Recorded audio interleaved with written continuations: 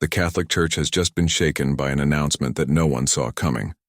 Cardinal Luis Antonio Tagle, one of the most beloved figures in the Church, has made a statement that has left millions wondering, has he really become the new Pope? If so, what does this mean for the Vatican and the future of the Church?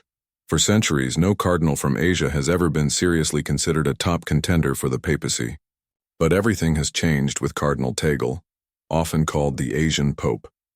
A surprising statement from the Vatican has people questioning whether history is unfolding before our eyes. Just hours ago, Cardinal Tagle stunned the Catholic world with a bold declaration. This is a moment of great significance for the Church, but what exactly is happening behind closed doors in the Vatican? Could this be the beginning of a major shift in power within the Holy See? To fully understand this shocking development, we must take a journey into the life of Cardinal Tagle, from his humble beginnings in the Philippines to becoming a key figure in the global Church. Imagine a young boy growing up in a modest family in Manila, Philippines. This boy loved music and helped his mother sell goods at the local market.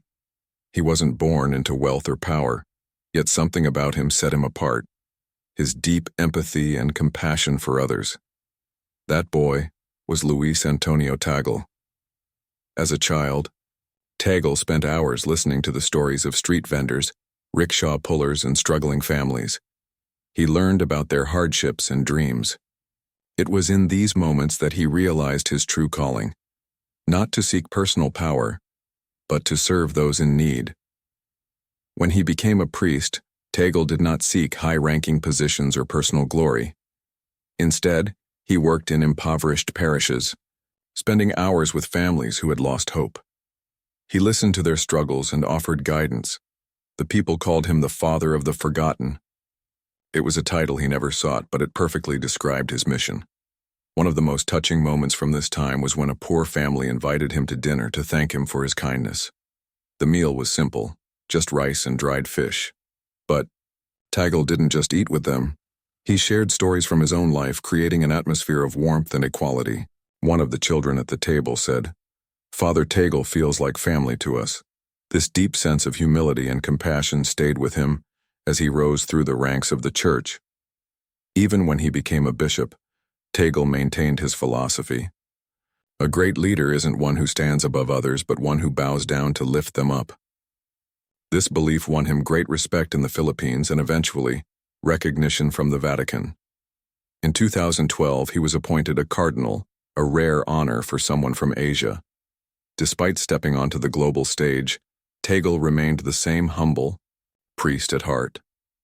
Unlike many high-ranking church officials, he refused to live in luxurious apartments, choosing a simple residence instead. When he spoke, he avoided complex theological language, preferring to tell relatable stories about single mothers, orphaned children, and the poor. Because of his sincerity and open heart, millions saw him as a beacon of hope. He wasn't just another leader. He was a man who truly understood the struggles of ordinary people.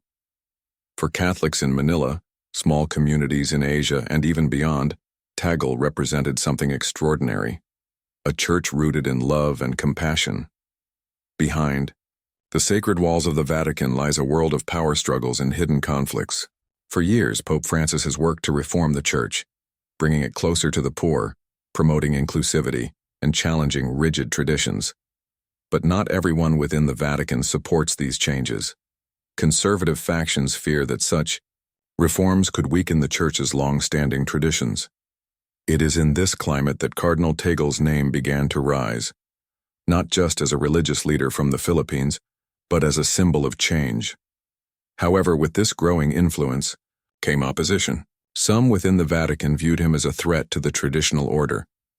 During a private meeting among cardinals, one conservative leader openly questioned Tagle, asking, "Do you think changing the Church too quickly risks losing our roots?" Instead of arguing, Tagle responded with a story about a struggling family in Manila. "If the Church doesn't reach out to them, who will? If we cling to traditions while ignoring the suffering outside, are we still the Church of Christ?" His words left the room in silence. As his influence grew, speculation arose. Could he be the next pope? This possibility sent waves of tension throughout the Vatican. Some conservative groups feared that if Tagle were to take the papacy, the Church's traditional values would be at risk. One major turning point came when Tagle was invited to speak at a global church conference. Instead of focusing on power or politics, he spoke about the church's duty to care for the poor. His message resonated worldwide, but it also made some high-ranking officials uneasy. They saw him not just as a speaker, but as a potential leader for a new era of the church.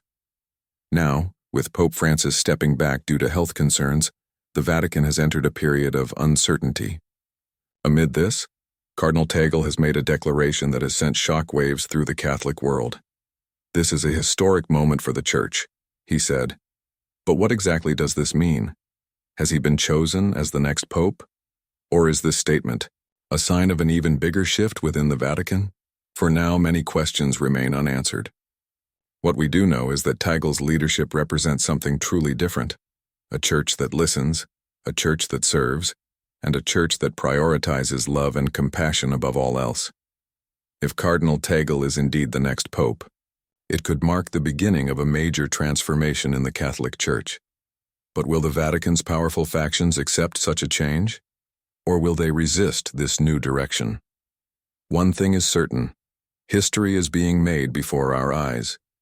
The coming days will reveal whether this moment is the start of a new era for the Catholic Church. Stay tuned as we continue to uncover the truth behind this unfolding story.